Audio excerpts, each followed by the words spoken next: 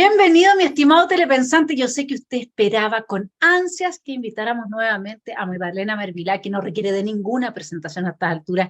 Ha hecho un trabajo increíble en el programa Sin Filtros, bueno, y como siempre en Red Cultural, en FNM. Magdalena, muchas gracias por haber aceptado esta invitación a tomarnos en serio esto de llevar al merluzo, alias presidente Boric, al diván. ¿Cómo está, Ivane? Qué increíble este desafío, ¿ah? Yo pensé que, bueno, los merluzos generalmente van al horno, pero en este caso lo vamos a poner en el diván para poder hacer de alguna manera el análisis, ciertamente, pero va a estar entretenido. Va a estar entretenido porque además nos vamos a colgar, mi estimado telepensante, de una reflexión que publicó hace unas semanas Eugenio Tironi en el Mercurio. Eugenio siempre tan genio, digamos, entonces lo que él hace es hablar, toma la obra de Max Weber, El político como vocación, y entonces habla de que hay tres tipos de políticos, ¿ya? El que está basado en la tradición, es decir, tres tipos de autoridad, perdón. La autoridad que está basada en la tradición, uno podría decir, por ejemplo, cuando todavía la iglesia tenía la posición que tenía, la autoridad del cura, eso era una autoridad tradicional, ¿no es cierto? Después está la autoridad racional, que en el fondo la del médico, por ejemplo. Y finalmente estaría la autoridad carismática, que dice Eugenio Tironi, sabe que gobernar es el arte de dominar la imaginación de las masas. Esto no lo dice Weber, lo dice Tironi. Fin para el cual, o sea, esto de dominar la imaginación de las masas, no se ha inventado nada mejor que la persuasión por la palabra. Bastan pocas ideas decisivas y repetidas destinadas a mostrar más que a demostrar, a despertar pasión más que a instruir, a sugestionar más que a concientizar.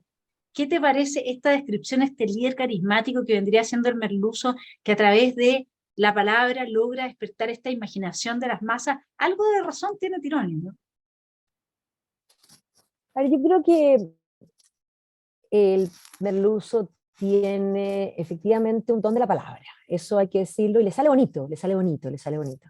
Y eso lo han de alguna manera sobreexplotado, pero hay una cosa que él no tiene, y eso está claro, él no tiene una idea de proyecto, de país, de conducción, porque en realidad él se encontró con el poder se le apareció, se le cayó como del cielo, así como que las vacas llovieran, porque efectivamente nunca se pensó presidente.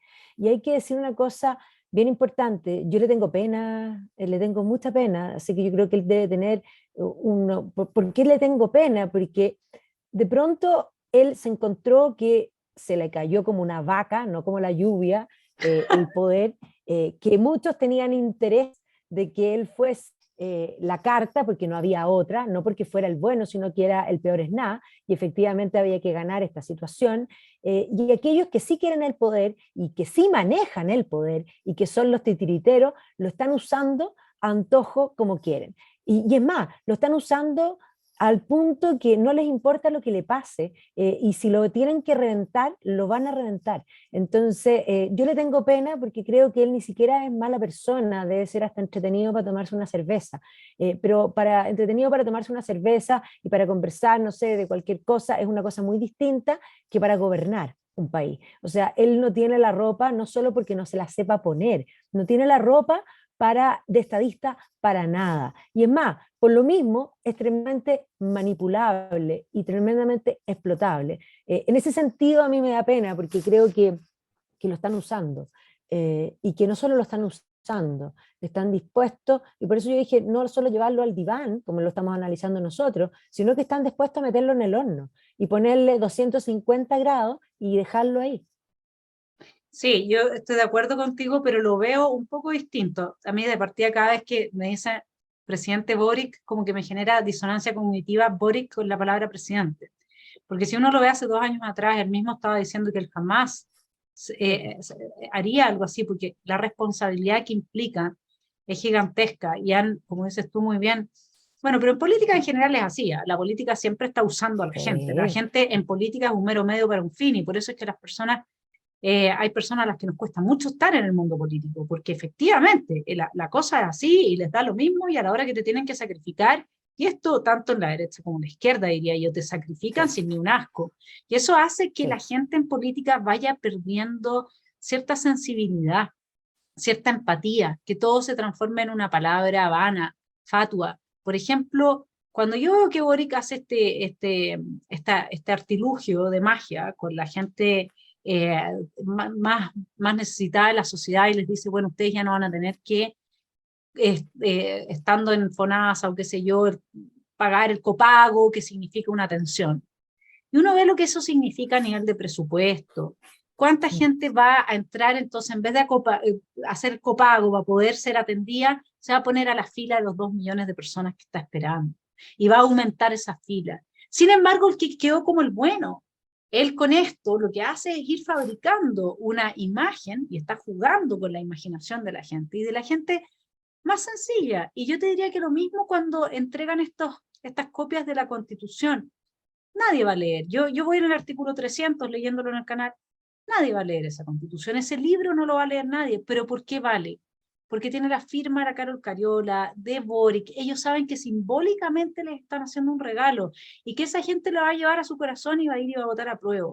Ese tipo de manipulación de la que él es un artista, porque él ha sido un artista de Sí, la manipulación, a mí me habla de que, o sea, me impide conectar desde mi sensibilidad maternal con Hermes Russo, y la verdad es que al final, como que siento que si lo cocinan a 2000 grados, se lo es lo que buscó. su psiquis necesita para aprender que hacer el mal y que sembrar el mal también conlleva cosechar el mal.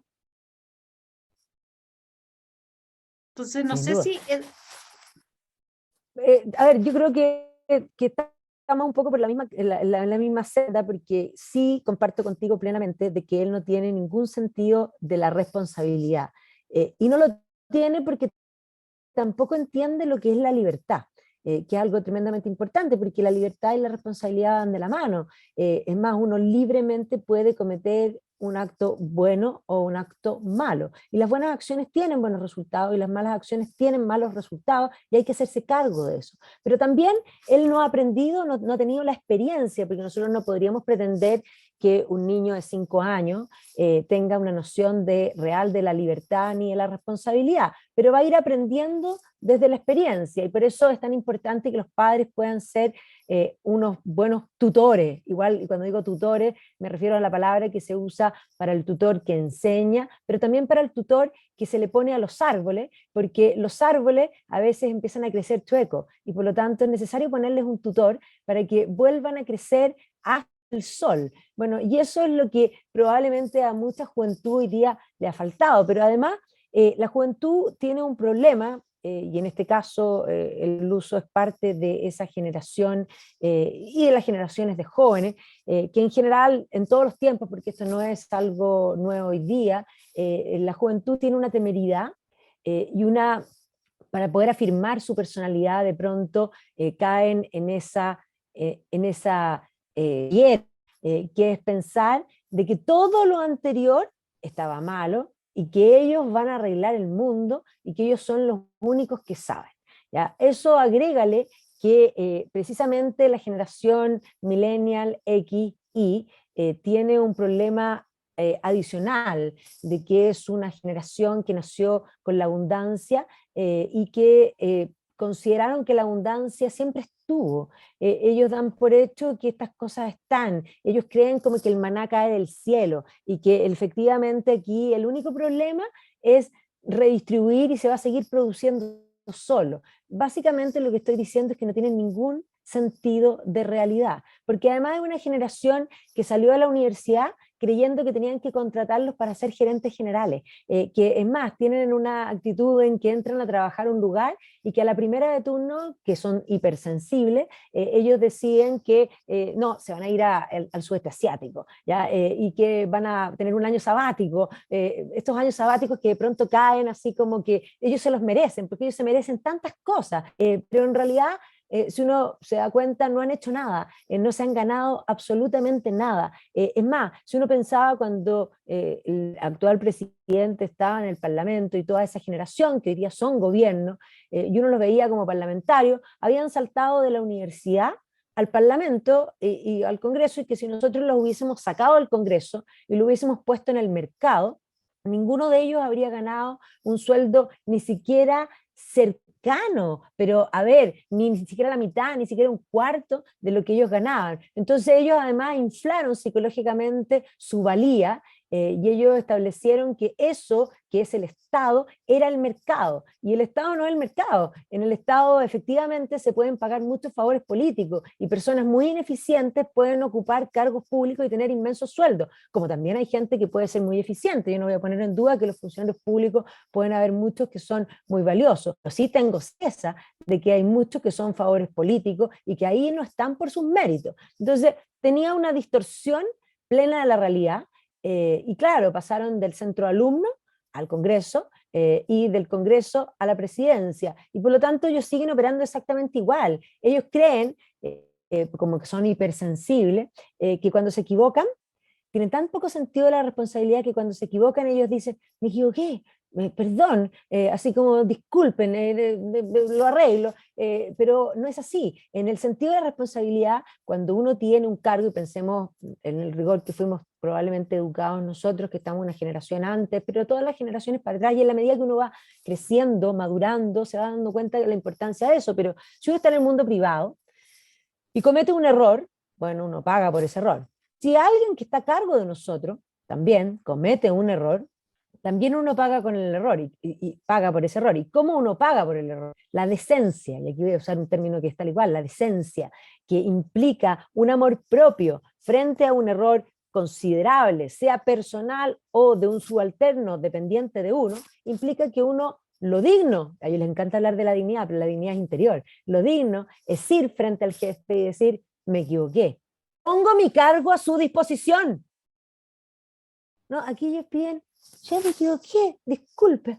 O sea, y me encima, disculpa, porque ellos no quieren usar la palabra perdón, porque así como no les gusta hablar de virtudes, porque lo encuentran que es muy pechoño, tampoco piden perdón porque eso suena como confesión. Pero entendamos que el concepto del pecado, como concepto, es inmensamente importante, porque eso delimita que hay ciertas cosas que son viciosas, que son malas, que son intrínsecamente malas. Y ellos además han redefinido la realidad entera. Entonces para ellos no hay bien, no hay mal. Depende del día, depende de la circunstancia. Y eso es inmensamente perverso. Entonces yo les dije en Sin Filtro la otra vez que ellos estaban jugando como al gobierno de Kitsania. Y eso es lo que están haciendo. O sea, yo creo que hasta los niños en Kitsania son más responsables que ellos, porque por último pagaron la entrada.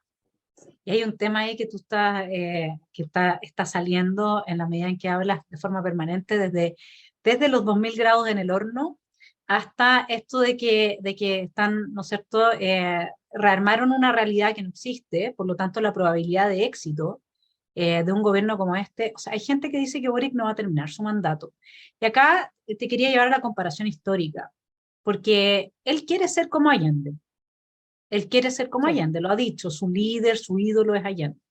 O sea, su ídolo es un señor que era un hedonista, que tenía también esta gran labia y así como esta cosa poética, linda, pero era un hedonista que, para que usted lo sepa, mi estimado telepensante, cuando salió electo presidente del Senado, el señor Allende, lo que mandó a hacer, se mandó a hacer un escritorio ribeteado en oro. Ese era el nivel de él. Bueno para la parranda, bueno para el deseo, por no decirlo de otra manera, increíble, vaya a preguntarle a la payita. Entonces, Y ese clasista, muy clasista. muy clasista y además que han submarinado todo el trabajo que hizo Víctor Farías, ¿no es cierto? Una persona que tenía rasgos fascistas claros, o sea, tipo nazi, digamos, que promovía en su tesis de salida de médico la esterilización de la gente alcohólica, de la gente con problemas mentales, de toda la gente que él no quería que se reprodujera. Entonces, ojo con eso. Bueno, y ese es digamos, el ejemplo a El seguir ídolo. para el ídolo de Gabriel Boric. Y hay una hipótesis que anda dando vueltas junto con esto de que no termina su gobierno, porque es difícil gobernar cuando tú estás como en Kitsania, si esto no es Kitsania. Aquí tenemos una realidad durísima y que cada día se va a poner peor. Y fíjate que incluso lo dice Eugenio Tironi, dice que hay todo este tema de la crisis económica va a generar, dice, la actual administración está experimentando en carne propia las dificultades de dotar de gobierno al Chile actual. las exigencias sociales son múltiples y contrapuestas. La inflación y la recesión son dos tenazas que asfixian a los hogares y a las empresas. Entonces, tengo un amigo que me dice, ¿sabes lo que va a hacer Gabriel Boric? Porque no es que él quiere ser como Allende.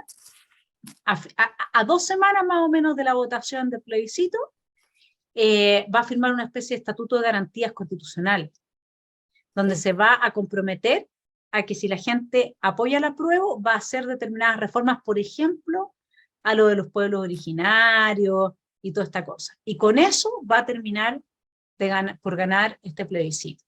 Y después va a violar, por supuesto, lo firmado, porque bueno, tiene que seguir el ejemplo, ¿no?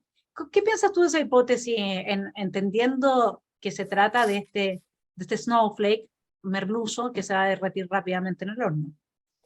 A ver, yo creo que tiene mucho asidero. O sea, ayer ya planteó algo como eso. O sea, él se está poniendo en el escenario porque evidentemente las encuestas no son algo que nos dé certeza, pero sí marcan una tendencia en el minuto y van sacando fotos y las fotos reiterativas te van marcando una tendencia. O sea, efectivamente, hasta hoy el rechazo va ganando. Por lo mismo, él se ha abocado y él se ha convertido en el jefe de campaña del apruebo, y eso es algo evidente y además inmoralmente, porque vuelvo al punto de que como el bien y el mal no está definido, la moral tampoco, y por lo tanto ellos no encuentran que eso sea inmoral, ellos encuentran que eso es normal, pero es inmoral en el sentido de que el Estado, y eso es algo que tampoco ellos comprenden, no tiene ningún peso.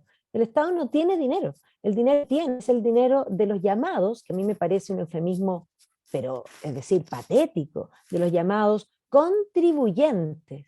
Y es más, te llega un mail y dice, querido contribuyente, y como con una familia feliz. A ver, no somos queridos contribuyentes, somos despojados, porque los impuestos son imposición, que implica, que eso es algo que él no comprende, por eso lo voy a explicar, que implica que nosotros de nuestro trabajo y del fruto de nuestro trabajo tenemos forzosamente que entregar parte de ese fruto al Estado. Y es forzoso porque si no lo entregamos, vamos a tener las penas del infierno. Por lo tanto, esto es una imposición, podríamos decir, es un robo como concepto, porque un robo es quitarle a alguien sin su consentimiento algo que él es propio. Ahora, podríamos aceptar de que como sociedad nosotros aceptamos de que haya impuestos. Por lo tanto, en ese momento deja de ser un robo como tal porque estamos aceptando, me lo están quitando, pero yo sé que me lo están quitando. Ok, voy a darte ese punto. Pero ahí está el punto. ¿Cuánto es lo justo? La justicia es darle a cada uno lo que es de propio suyo. Entonces, es justo que alguien que trabaja y se esfuerza y que produce, de algún modo, podríamos decir, cierta cantidad de meses, tiene que trabajar gratis para el Estado, porque eso es, tiene que entregar parte del fruto. O sea, podríamos decir que el origen de los impuestos es un origen que está ligado incluso a la esclavitud, porque la esclavitud supone que tú eres dueño de una persona, y si eres dueño de esa persona, eres dueño del usufructo de su trabajo, ¿ya? Y obviamente que eso nos parece inmensamente inmoral, pero no nos parece inmoral los impuestos, y los impuestos son lo mismo, ¿ya? Porque básicamente tú consideras que en cierta manera eres parte dueño de esa persona, que te pertenece parte del usufructo de su trabajo, o sea, al menos algunos meses tienen que trabajar como esclavos. ¿Por qué digo esto?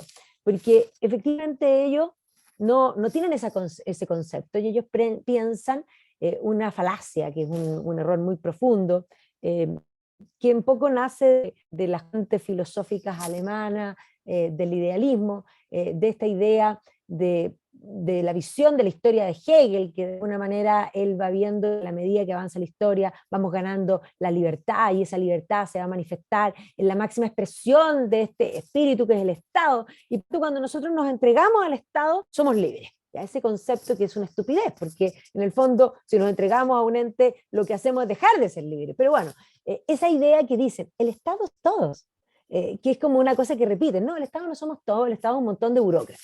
Y te voy a dar un ejemplo muy concreto. Ellos todos lo solucionan con subamos más impuestos, eso quiere decir que la población sea más esclava, es decir, que trabajen más días gratis para nosotros y que nos entreguen su plata, ya, van a subir los impuestos. Pero tú sabes que en la aplicación de la nueva Constitución, hoy día salió precisamente un estudio que siendo bastante, digamos, la visión más conservadora, considera que se gasta como 8 puntos del PIB, y si no son 14. Pero esa es la aplicación de la Constitución que se va la mayoría en empleados públicos. O sea, sí, van a subir los impuestos, pero no para arreglarle las pensiones a las personas, no para arreglarle la salud a las personas, no para arreglarle la educación a las personas, sino para poder financiar la nueva manga de funcionarios públicos que van a crear. Entonces, es algo tan increíble, porque en ese minuto cuando tú te das cuenta, porque vuelvo al punto, yo puedo aceptar pagar mis impuestos, porque creo que es importante ayudar a aquellos que tienen problemas, y es el sentido de alguna manera de esa subsidiariedad, que el individuo se arregla solo, pero cuando no puede, creamos este ente, que es una ficción, creado por el ser humano, que es el Estado, que debe ayudar a aquellos que no pueden. Pero cuando esa plata no se va a ayudar a aquellos que no pueden, yo como contribuyente puedo indignarme, puedo considerar que me parece terrible que se vaya a financiar, imaginémonos un montón de guatones de terno café y de bigote, ¿ya? Que de alguna manera vegetan de lo que yo produzco. Y yo tengo todos los meses que de alguna manera hacer caja, bicicleta bancaria para pagar impuestos, y que es complicado, y sobre todo entendamos que hoy día están las ayudas, pero a los que van a reventar son precisamente a las clases medias, a gente de esfuerzo que tienen noción de pagar impuestos. El presidente nunca ha pagado impuestos, nunca ha producido un trabajo, no sabe lo que son los días de tener que pagar el IVA. Entonces, claro, para él la plata cae de maná del cielo, siempre ha estado ahí. Entonces, para él, gastar la plata en una campaña pública no le parece inmoral, porque ni siquiera sabe de dónde viene la plata, porque no tiene el concepto de que se debe a todos los ciudadanos, que la plata es de nosotros y no de él. Entonces, ahí está el problema, que es un error de concepción porque no entienden cómo funciona el mundo, y por eso vuelvo que es Kitsania. Sí, y ahí hay otra cosa que agregar a lo que se sigue de lo que tú estás planteando. Volviendo a Weber, él dice que hay quienes viven de la política y quienes viven para la política, y que el político de vocación vive de y para la política. Nosotros en este tipo de personaje no tenemos a alguien que esté viviendo para la política, para hacer el bien, para avanzar en un bien común que redunde en una mejora de calidad de vida a la gente. De partida, prácticamente todo lo que se va a hacer en materia de impuestos y la reforma que se ha planteado va a destruir, digamos, las condiciones económicas que permitan a la gente subsistir por sí misma, y el Estado, como no produce, necesariamente va a colapsar. Acá la única respuesta que yo he encontrado a este nuevo desquiciamiento de parte de la extrema izquierda es que ellos ya a través del narcoterrorismo y de la narcopolítica pillaron la gallina de los huevos de oro. El financiamiento, ellos, claro, ellos ya no necesitan sostener un mercado. O sea, ¿por qué Maduro se mantiene en el poder? Bueno, porque se alimenta de la droga que exporta a Estados Unidos y Europa, y con eso tiene a una clase política militar oprimiendo a la gente, no necesita mercado, y por lo tanto no va a caer el muro como cayó el muro en la época de la Unión Soviética, porque ellos tienen a los consumidores europeos y norteamericanos financiándoles la dictadura. Y acá se quiere instalar exactamente lo mismo, por eso es que se necesita desmantelar absolutamente todo el Estado de Derecho, y eso es lo que lleva a que para mí, así honestamente, cuando uno ve a Jadwe yendo a Venezuela, cuando uno ve la influencia de García Linera en todo este Frente Amplio, cuando uno ve al Frente Amplio y el contexto ideológico en el que se ha forjado, uno termina entendiendo, digamos, que ahí hay una malignidad política en el sentido de querer ocupar el poder para dominar y destruir a la gente, porque no hay un propósito ulterior. Y eso mejor, digamos, no, esta utopía no existe, es imposible que exista, porque aunque tú me digas a mí, mira, lo que pasa es que ellos no se leyeron El economista callejero, entonces no saben, porque salieron de la universidad, pucha, y efectivamente, como tú dices, no creen que la plata cae del maná del cielo, etcétera, etcétera. Pero aunque sea así, uno más o menos algunas visiones de la realidad tiene.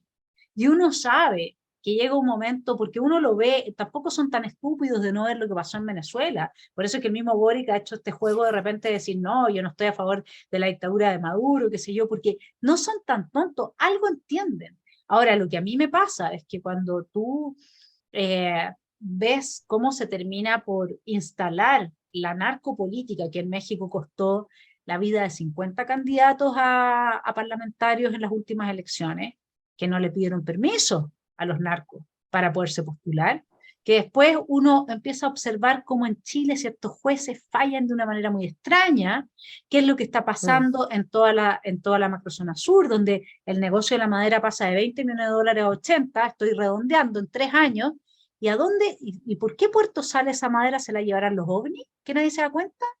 Porque para pasar de 20 millones de dólares a 80 en la tasa interna de retorno de tu negocio, tienes que hacer o sea, tiene que ser un tinglado mayor pero nadie se da cuenta, porque como vienen los ovnis y se la llevan así como hecha polvo, entonces estamos viviendo en un mundo que no se nos está, yo diría que la punta, cierta realidad se pudo vislumbrar a partir de las últimas declaraciones de Sergio Mico, que no son menores, cuando él habla en Sí. general de las amenazas de muerte, etcétera. Yo no sé si el resto de la burocracia chilena quiere vivir así, si se dan cuenta de lo que significa, y tampoco sé si en este momento la gente del Frente Amplio no esté con ese yugo encima. O sea, eso también es una pregunta que yo me hago, si el mismo Boric no está con Sí, ese yugo encima. sí, sí. Bueno, ahí hay una cosa que en estas asociaciones perversas, podríamos decir, porque por una parte tenemos los políticos, y cuando nosotros decimos los políticos, hay políticos que van a cargos de representación popular, pero hay otros políticos que se disfrazan como dirigentes sindicales, por ejemplo. Pero esos son políticos también, ya son todos políticos, que eso es lo que es súper importante definir y agregar, porque aparecen esta gente que de pronto son como los defensores de la gente, pero esos tienen intereses propios también que son políticos. Como decía Chesterton, a quien yo admiro profundamente, y tú lo sabes, que es uno de los intelectuales que yo siempre sigo, Chesterton decía, cuando tu inteligencia no da para mucho, siempre tienes la opción de hacerte político. Y eso es verdad, porque la política es la forma más fácil de conseguir de alguna manera un bienestar económico, digámoslo así y con todas las palabras. Entonces, dicho eso, hay que entender que todo político busca primero, y toda persona humana, que voy a ser más justa en ese sentido, toda persona humana busca, y no voy a hacer un juicio de valor, primero su bienestar y el de su entorno. Eso ya lo decía el propio Adam Smith, y lo tenía muy claro, pero es muy lógico. Pero aquí hay que entender que los políticos también están haciendo eso mismo. Entonces las personas piensan que los políticos de alguna manera se dejan de lado, se autoflagelan por otros. ¿Ya? Pero yo quisiera saber cuánto, porque de eso existe, no voy a ser injusta, eso existe, pero eso existe en muchos que están dispuestos a trabajar ad honorem. Yo me pregunto cuántos de estos políticos que vociferan están dispuestos a trabajar ad honorem. ¿Ya? Y la verdad es que poco. Muchos dirigentes sindicales que abogan por los gremios, el otro día me tocó el colegio de profesores, ciertamente él le es mucho más conveniente económicamente ser dirigente sindical que profesor en el aula, eso tengámoslo muy claro, o sea, aquí más que defender los intereses, están defendiendo los intereses propios. ¿Por qué digo esto? Porque las revoluciones, que es lo que nosotros estamos viviendo, siempre, siempre, siempre, han el mismo resultado y el mismo objetivo. Lo que buscan los revolucionarios no es mejorar los problemas de las personas, usan los problemas de las personas para de alguna manera provocar una revolución y cambiar la élite dirigente por una élite nueva que van a ser ellos. ¿Ya? Entonces, ciertamente ellos son muy hábiles porque ellos juegan con las expectativas, con los sueños de las personas, se aprovechan de los problemas reales que tiene la gente, prometen lo que saben que no van a poder cumplir y luego ellos se hacen del poder. Y ellos, básicamente, que pueden haber muchos de ellos, incluso algunos partidos, voy a decirlo así bien para que sea bien gráfico, a pata pelá, terminan viviendo fabuloso, comiendo, desayunando caviar. ¿Ya? Porque si nosotros vemos las élites en todos estos procesos revolucionarios, después de los procesos, son los que viven. En Venezuela la gente vive muy mal, pero la gente del partido vive fabuloso. ¿Ya? O sea, efectivamente eso es así. Ahora, ciertamente, ellos tienen una noción, como dices tú, de realidad y piensan que para cumplir este objetivo, que es hacerse del poder, pero es hacerse del poder para, primero, arreglarse los bigotes ellos, después para repetirle los bigotes a sus amigos, porque eso es lo que hacen. ¿Ya? Piensan que de alguna manera ciertas asociaciones les convienen.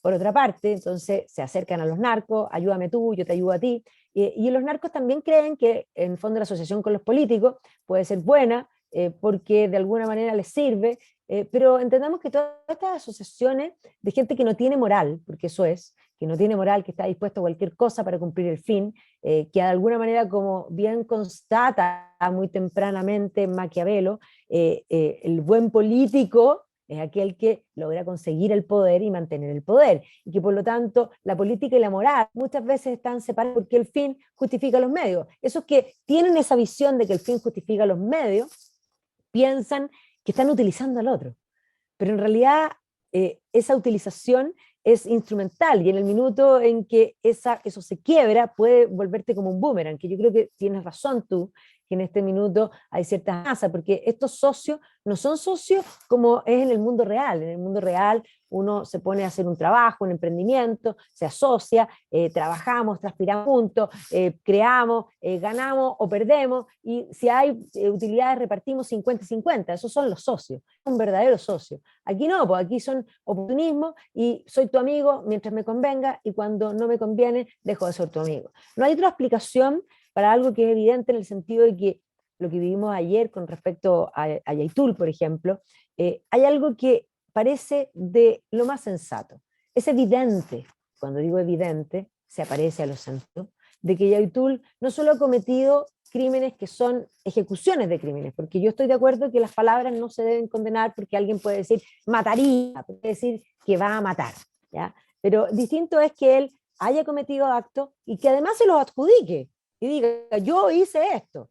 Entonces, claramente, debiese socialmente haber un consenso de que eso es impresentable, y que eso es inmoral, y que eso debe perseguirlo. Pero cuando tú tienes un gobierno que vacila y que dice, no, que hay causas anteriores, que de alguna manera ni siquiera son capaces de leerse la ley, porque yo hoy a la mañana escuchaba a la ministra del Interior, y en varias cosas que dijo cosas que son imprecisas, por decir que no son mentiras, no voy a ser tan dura, porque efectivamente es como, ¿qué les cuesta leerse la ley? La ley dice que tienen que querellarse para que los dichos actuales puedan ser perseguidos. Hasta el fiscal tuvo que decir, la opinión pública presionó, y fue por eso que después cambiaron digamos, de opinión, porque no les importa, porque Yaitul probablemente es amigo, entonces va a generarse un problema del tipo que estamos hablando, que son amigos de conveniencia, que en realidad no son amigos, es como llevarte al enemigo literalmente a la cama, de eso no sale nada bueno, ¿ya? Pero claro, esto tenía un costo, pero hay otro costo que para ellos es más importante, que es la Constitución. Y uno dice, ¿por qué la Constitución es tan importante? No es para cumplirle los sueños a las personas, sino que abre la puerta para la posibilidad dijimos que la política era como conseguir el poder, pero también es como mantener el poder, como perpetuarse en el poder. Entonces, sí, les conviene en este contexto traicionar a Yaitul y de alguna manera tener el costo que eso puede significar, porque Yaitul obviamente que no se va a quedar tranquilito, no se ha quedado tranquilito, es peligroso, tengámoslo súper claro, pero la posibilidad de perder esta llave maestra que los deja dando tras puerta y haciendo y deshaciendo, es algo que para ellos es más importante. Entonces, bien tú dices, va a dar la garantía, va a dar al final, pero no cambiar un ápice, porque los que están detrás son, y ahí vuelvo al titiritero, o sea, Boric es parte, sí, pero no es el jefe, él cree que es el jefe, pero no es. ¿Ya? Y los jefes no le van a cambiar ni una coma. Y yo siempre digo que es tan evidente, porque una Cámara de Diputados y Diputadas suprapoderosa, que al final de cuentas para poder cambiar muchas cosas, para cambiar el poder político que termina con todos los contrapesos, y es uno de los grandes problemas que tiene la Constitución, tendríamos que pasar porque esa Cámara poderosa decida quitarse el poder a ellos mismos. ¿Tú crees que eso es posible? No, es imposible. O sea, hay cosas que en definitiva uno no ha visto nunca en la historia de la humanidad. Y entonces uno puede concluir sobre la base de la evidencia empírica de que eso es Exacto. imposible. O sea, porque ese es el punto. Hay mucha gente que dice, no, pero mira, esta es tu perspectiva, es tu interpretación y no sé qué, sí, pero viejo, o sea, tengamos claro, cuando tú te sientes mal de la guata, no vas a visitar a un niñito de 5 años para que te haga un diagnóstico, vas a visitar a un médico. Eso quiere decir que hay perspectivas y perspectivas, interpretaciones e interpretaciones, es decir, que no todas valen lo mismo. La de un médico en ese caso Obvio, vale bastante más que la de un niño. obvio. No, por supuesto, y eso ha sido una de las estrategias que han hecho hace tiempo, porque aquí ¿cómo llegamos a esto? Fue bastante largo, un trabajo. Ellos tenían esta visión y fueron trabajando, metiéndose básicamente en todo lo que es esto, lo que hoy día se habla tanto de la batalla cultural, en el sentido se fueron metiendo, y esto, ojo, que esto no es solo Gramsci, porque aclaremos que la gente dice, esto es gramscismo aplicado, se apoderaron de la educación, de los medios de comunicación y de la cultura, lo que es verdad. Pero esto es más viejo que Gramsci.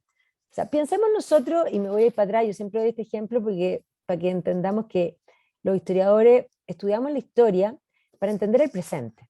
Porque saberse los datos del pasado a mí me entretiene, hay otros que no, son entretenidos por supuesto, pero no tiene un mayor sentido si no nos refleja algo propio de lo que es el ser humano. El ser humano es sapiens sapiens desde la caverna, no tenemos mucha diferencia con esa gente, y de hecho esa gente era más inteligente que nosotros porque tenía mucho menos herramientas de las que nosotros tenemos, y resolvían mucho mejor los problemas.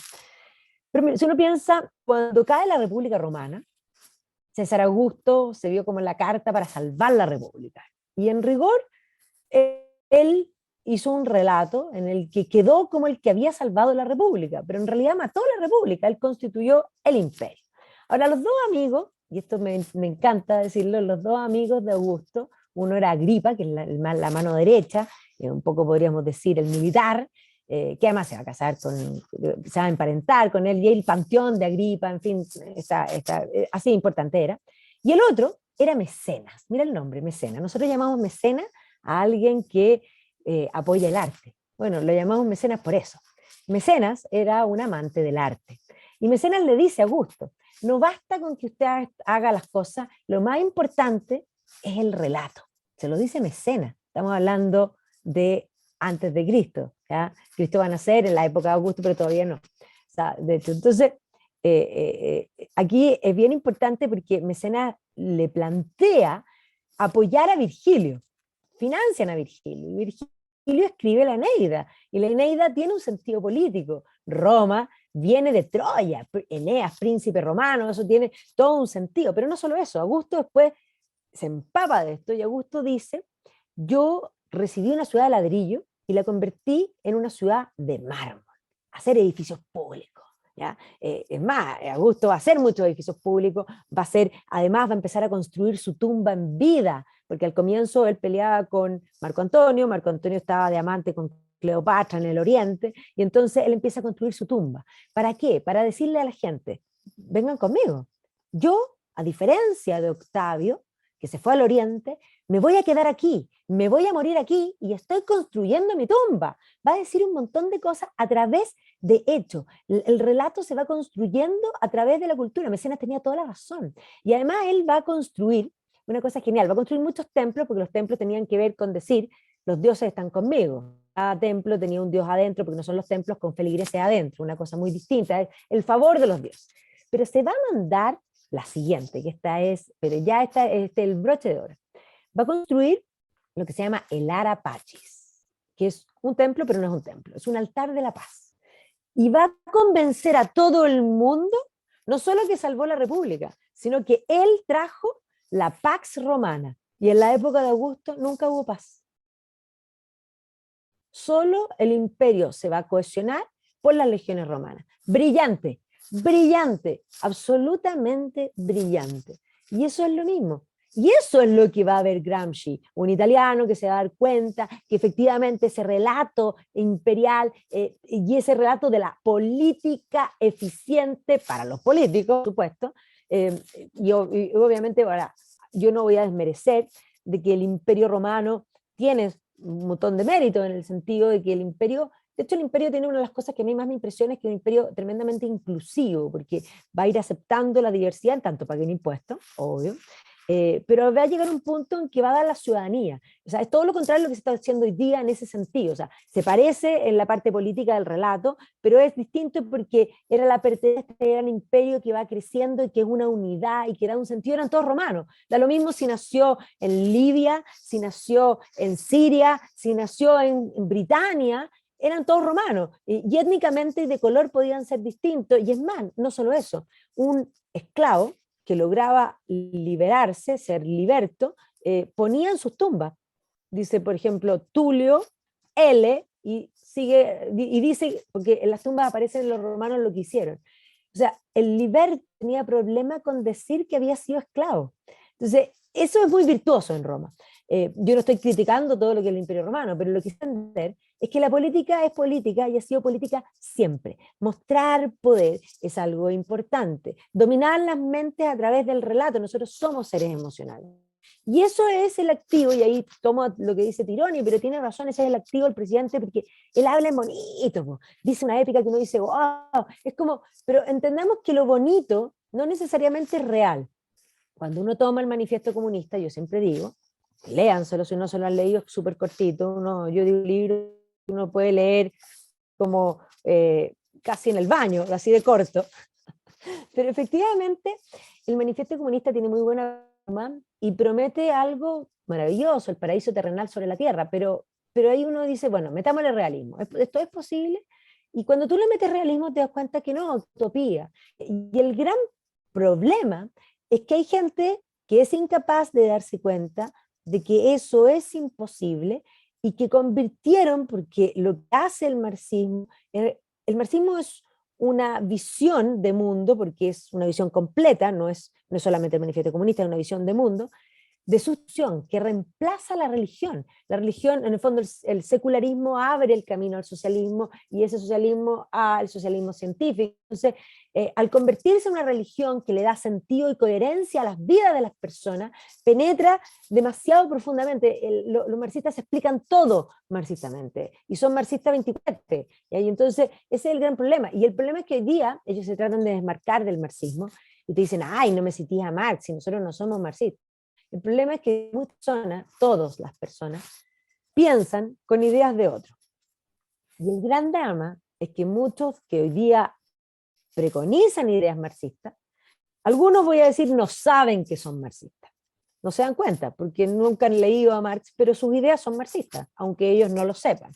Pero hay otros que saben que son las ideas de Marx, pero que quieren tratar de alejarse de esas ideas como para empaquetarse en bonito, porque evidentemente nadie va a decir, elígeme a mí y la receta es podrida. No, elígeme a mí porque te voy a prometer el paraíso. Ellos saben que la receta no funciona, pero es que lo que pasa es que no les interesa a la gente, les interesa a ellos. Es que es el punto por el que uno, o sea, yo vuelvo a la posibilidad de empatizar con Boric. A mí la verdad es que me provoca una repugnancia el que él use su carisma y un talento que él tiene. Fíjate que lo que dice Tironi en su columna dice, las experiencias totalitarias y populistas tuvieron a maltraer el prestigio del poder carismático. El filósofo argentino Ernesto Laclau, de gran influencia en la nueva izquierda, le devolvió su aura. La fragmentación de la sociedad contemporánea, señaló, genera demandas heterogéneas y divergentes que solo pueden converger en una voluntad colectiva. En la comunidad emocional de Weber, si hay un líder en quien tome cuerpo su unidad. Así es el líder quien crea al pueblo. El líder crea al pueblo. Nosotros acá estamos en ese proceso, si te das cuenta, Sí, hay bueno, un 13% de pueblo originario y están transformando a Chile como que nosotros tuviésemos un 80% de diferentes pueblos, por lo cual sería legítimo y tendría algún arraigo en nuestra realidad hacer un diseño de esta índole, pero no hay ninguna realidad que apañe ese diseño. Entonces ahí hay un tema que tú tocaste, que es el de la responsabilidad. Por supuesto que quien no conoce la libertad no puede ser responsable, y eso es algo que Tironi obvia claramente en su columna. Obvio. Él no está hablando de que el líder carismático, para no ser, como dice el mismo Weber, dice... de Hamelin, flautista de Hamelin. Mira, el líder carismático puede ser el flautista de Hamelin. Sí, pero Weber usa una expresión peor todavía. Dice, es aquel que experimenta una excitación senil. ¿Ah? Ese es el líder carismático, meramente carismático, porque no tiene nada que sembrar, no tiene nada que engendrar, no puede dar vida a nada nuevo. Es simplemente una excitación, una mera excitación por la excitación. Eso Tironi no lo toma en su columna, pero ahí es donde está el tema de la responsabilidad. La responsabilidad es lo que te lleva a poder sembrar, es que junto con esa pasión y ese talento uno sea responsable, justamente no por querer el poder para uno situarse siendo la nueva élite de los privilegiados, sino que para ayudar a la gente a la cual se le está en este momento en Chile engañando de una forma feroz a partir de lo que se está diciendo, a partir de todo este proyecto de comillas, nueva constitución, que en realidad no es más que la instalación Sí, de la narcodictadura. Y eso que dices tú, mira, el otro día un telepensante me dice, debiéramos de prohibir al Partido Comunista. Pero ahí voy a lo que decías tú. Y yo le respondí exactamente en la misma línea. Viejo, si no se llaman comunistas, se llaman frente amplistas. Da lo mismo, se van a cambiar el nombre, si no sacáis nada con hacer ese tipo de sí, prohibiciones. Es absurdo, porque efectivamente no te quieren decir que ellos lo que están promoviendo es el régimen, a pesar de que dentro de la constituyente algunos lo dijeron, sí, nosotros admiramos a Maduro, lo sí. dijeron, pero todo eso No, y no. algunos hablaron de instaurar soviets, no se te olvide. Sí, pues exactamente, esa es la pasión que hay senil, porque evidentemente que no se puede sembrar más que caos y guerra, pero lo que en la persona normal no quiere entender, y por eso es tan importante hacer este tipo de análisis, detenerse y reflexionar, es que hay gente cuyo objetivo es destruir. La persona normal no entiende eso. No se le pasa por la cabeza que un joven idealista como Boric tenga por ideal destruir todo, porque ese es su ideal. No, aquí no hay la construcción de nada más que de una narcodictadura al estilo, puro estilo de Chávez, que se ha instalado con la idea de la nación indigenista, porque la nación indigenista a lo que lleva es a reservar espacios geográficos inmensos para el desarrollo del el negocio del narco. De Piensa la tú que droga. Sí. descubrí ahora, leyendo la constitución, el proyecto de nueva constitución, un artículo, que después te lo puedo mandar, ahora no lo tengo en la mano, pero que establece que todas las regiones autónomas o comunas autónomas que estén limítrofe con otro país y que encuentren que tienen una cierta sintonía étnica o qué sé yo, pueden entrar en tratados de cooperación con independencia del resto del territorio nacional. O sea, eso es claramente lo de Gualmapu con Argentina.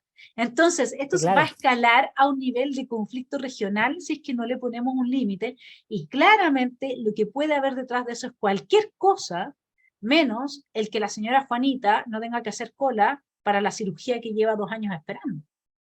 Exactamente. Bueno, eso que tú estás planteando, el destruir, lo vamos a aclarar bastante bien, porque bien tú sabes que estamos sacando ahora, y va a salir ahora en agosto, para que tú sepas, nuestro volumen sobre el anarquismo.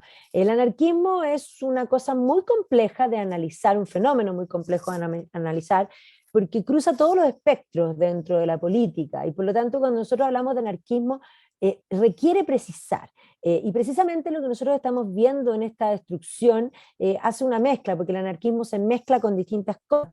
Anarquía implica que no haya un gobierno. Entonces, por una parte está ese sueño utópico hacia la izquierda, que es lo que se denomina anarcocolectivismo, y que se valida todo método, la violencia incluida, como una forma de hacer política con tal de terminar destruyendo todas las cosas. Y por otro lado está lo que podríamos definir hoy día como anarcocapitalismo, que básicamente quisiera que el Estado no existe porque se quieren autogobernar y son pacíficos. Podríamos pensar, yo siempre digo, entre el anarcocapitalismo, el minarquismo, que es pequeño Estado, es una especie de hobbits de la comarca, no es otra cosa. Entonces es importante hacer estas distinciones porque nosotros nos hacemos cargo, y La Habana escribe un artículo, yo también escribo otro, pero hay muchos personajes más que colaboran en este volumen. Está Cristian Garay, está Alejandro San Francisco, está el propio Axel también, está Joseph Pierce, fíjate, internacional, está Ángel Soto, está Cristian León, bueno, y muchos más. O sea, es un volumen grande que lo vamos a sacar ahora con el libro, va a salir print on demand primero, y luego lo vamos a imprimir porque lo queremos lanzar antes del plebiscito. Fantástico, entonces quedan todos invitados. ¿Cuál es el título que le pusieron finalmente a la compilación? No, se va a llamar Anarquismo, y va a tener la portada que yo estoy pidiendo, es que tenga en el fondo, tiene que dividirse, o sea, va a estar como con un muro que tiene negro, amarillo y rojo, ¿ya? Entonces, y con la A, obviamente, de un graffiti, que es lo que la gente identifica, pero para explicar todo el fenómeno. Y yo creo que va a ser muy útil para poder de alguna manera intentar despejar algo que es muy complejo de abordar. Porque es ahí donde la gente se confunde, porque dice, bueno, no sé, nosotros en el Sin Filtro tenemos precisamente en el panel gente muy diversa, pero generalmente están con nosotros los PTR, que son trotskistas y que son anarquistas, y ellos de alguna manera preconizan la revolución permanente, y ellos dicen que son los defensores de los derechos humanos, y uno dice, tienes una disonancia cognitiva profunda, porque en el fondo te contradices tú solo, una cosa tremenda. Entonces ahí van a poder entender por qué los que yo llamo cabeza pistola, porque no piensan, realmente no piensan, o sea, yo creo que tienen un problema, yo creo que la ideología, fíjate, y aquí aclaremos, la ideología es una falsa verdad, y parte de la base de un momento histórico, filosófico, en que Occidente decide que la verdad no existe. Entonces, la falsa verdad es la que va de alguna manera a suplir a la realidad misma, la realidad real. Yo ayer mostraba en el panel y decía, mostré un vaso. Entonces, cuando estaban hablando de que esto era todo en todo lugar, pero un momento, ¿qué es esto? Esto es un lápiz. Esto es un lápiz, te guste o no te guste, esto es un lápiz. Ahora, que alguien lo use para otra cosa, pero esto es un lápiz. Entonces, la realidad es real. Entonces, la verdad sí existe. Entonces, aquellos que creen en la verdad no tienen ideología, tienen, ya que pueden, digamos, contrarrestar, pero la ideología parte de una falsa verdad. Entonces, aquellos que están ideologizados, la ideología es tan venenosa que yo estoy segura, y esto tendríamos que hacer una cosa biológica, química para hacer un análisis, pero yo creo que debe tener algo físico, biológico, en relación a la sinapsis, porque les impide pensar. Entonces yo no sé si efectivamente las dendritas dejan de hacer conexiones o hacen conexiones tan equivocadas No, que los lo que llevan pasa es a que concluir cosas erradas. la ideología de Hannah Arendt lo que te permite es aislarte absolutamente de la realidad. Y en lo que respecta a la Eso, verdad, el problema que nosotros hemos tenido, Magda, a nivel de cultura occidental, es que nosotros no entendemos la diferencia entre una verdad filosófica, una verdad teológica, una verdad fáctica, que es a la que se dedican los claro, historiadores, que es algo muy distinto. Porque resulta que es diferente creer el cuento a Kant que creérselo a Hegel o a Hume. Entonces, son verdades claro. filosóficas en oposición y pueden haber en esas verdades, en conexión con la realidad, algunas dosis de, pero es muy Sí, por distinto de supuesto. venir a decir a lo que ha avanzado el deconstruccionismo, que es decir, no es que no hubo Primera Guerra Mundial, porque han llegado a ese extremo, al extremo de negar la verdad fáctica, que es la verdad que importa en política, que es la verdad de los hechos. Cuando tú ves la entrevista que se le hace a Sergio Mico en TVN, él cuando Sí. la Macarena, no sé cómo se llama, le hace una pregunta de, pero usted, ¿cuándo vio esto de que estaban llamando a tomarse la moneda? Y ¿sabes qué? Por primera vez en televisión en mucho tiempo, yo oigo un silencio. Él se queda callado. Y yo dije, qué raro, ¿no? Porque en televisión como que todo es muy rápido, siempre nada, nunca hay un silencio. Y él viene y le dice, es que a mí lo que me extraña es que usted me haga la pregunta. Y le empieza a citar este partido, este movimiento, este otro, llegaron a San Antonio, llegaron al lado de la moneda a tomarse la moneda, igual que la toma el Capitolio. ¿De qué me está hablando? Entonces, ¿qué es lo que pasa? Se niega la realidad, la verdad Sí, pues. fáctica. Sobre lo demás podemos tener, mira, el evangélico va a creer algo distinto al mormón. Esas son las verdades No, teológicas, no, por ¿te das supuesto, cuenta? Entonces nosotros, por como no supuesto, hemos mantenido las distinciones, y ahí hay otra cosa que a mí me gustaría agregar al tema de la importancia de comprender el anarquismo. El anarcocapitalismo es una utopía maravillosa para que la abracen los sí, jóvenes. Nosotros no tenemos ninguna posibilidad de avanzar alejándonos del totalitarismo, porque las juventudes siempre van a ser afiebradas. Tú bien lo describiste, dijiste, tienen que abrazar estas causas, no están conectadas a la realidad porque todavía los mantienen, etcétera, donde la única porque no tiene competidor la utopía comunista, no tiene competidor esto de que el Estado te lo dé todo y seamos todos iguales y todos vivamos en a cada quien según su necesidad, de cada cual según su capacidad, no tiene competidor.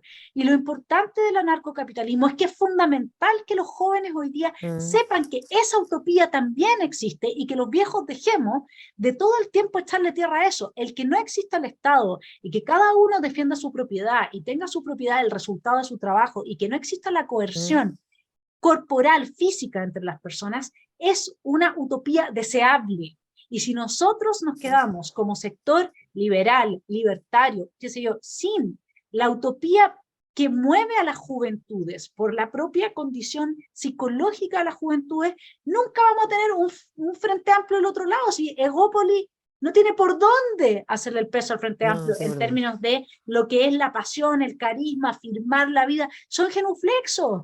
Perdón, hay excepciones, pero en general eso es lo que transmite el partido, una genuflexión absoluta al discurso de la extrema izquierda. Entonces, ¿cómo nosotros podemos llegar a tener también un grupo importante de jóvenes que iluminen a otros jóvenes? Después se irán a ir al minarquismo, serán más republicanos, qué sé yo, pero hay que darles el espacio para que los jóvenes puedan ser jóvenes revolucionarios, no en el anarquismo comunista que lo destruye todo, sino que en el anarcocapitalismo que además lo conserva todo, porque en el anarcocapitalismo no hay anarquía, lo que pasa es que no hay Estado, pero el orden nos lo damos nosotros dentro de la sociedad. Hay jerarquías eclesiásticas, hay jerarquías escolares, hay jerarquías científicas, hay todo tipo de jerarquías en el anarcocapitalismo. Por eso, mi estimado telepensante, ese volumen va a tener que estar en su velador, sí o sí. Magda, te agradezco este análisis, te doy, aquí cierra tú la entrevista, ya cumplimos con nuestro tiempo y maravilloso poder conversar contigo como siempre. No, feliz de haber estado aquí con la Vane y con todos ustedes, porque es fabuloso poder estar en un canal y hablar en profundidad de temas tan importantes. Yo me convencía de que llegar de la verdad en sentido ontológico sí existe, y eso es esencial porque eso le da coherencia a toda la realidad. Porque además implica de que pueda uno decir que hay cosas que son intrínsecamente buenas y cosas que son intrínsecamente malas. Tremendamente importante, porque si no tenemos esa noción, cualquiera podría decir que algo es bueno o malo solo porque la ley lo determina así. Y la ley es algo muy poco, podríamos decir, claro en ese sentido de la verdad ontológica. Voy a dar un ejemplo, yo lo dije ayer. Si yo dijese, a mí me encanta ir a la calle a matar gente y sacarle las tripas, me relaja. Y eso es bueno para mí. Y ustedes dirían, pero estás loca, eso es ilegal. No, no, no, está bien, eso es ilegal. Pero además eso es primero intrínsecamente malo. Y ahí está el punto. Entonces, tener la noción de que la verdad existe implica también tener la noción que el bien y el mal existe, y no solo eso, implica también tener la noción de que la belleza, el bien y la verdad son uno solo. Me parece gran desafío para conversaciones futuras. Te mando un abrazo, fabuloso. Magda. Fabuloso, porque yo como nietzscheana te puedo llevar ahí a todas las... En todo caso, estoy de acuerdo en principio, pero me encantan los matices de ese tipo de conversaciones, es fascinante. Me encanta. Un abrazo, Magda, gracias por estar en Esfera Un abrazo Pública. para ti. Chao. Que estén muy bien. Chao, chao. Tú también.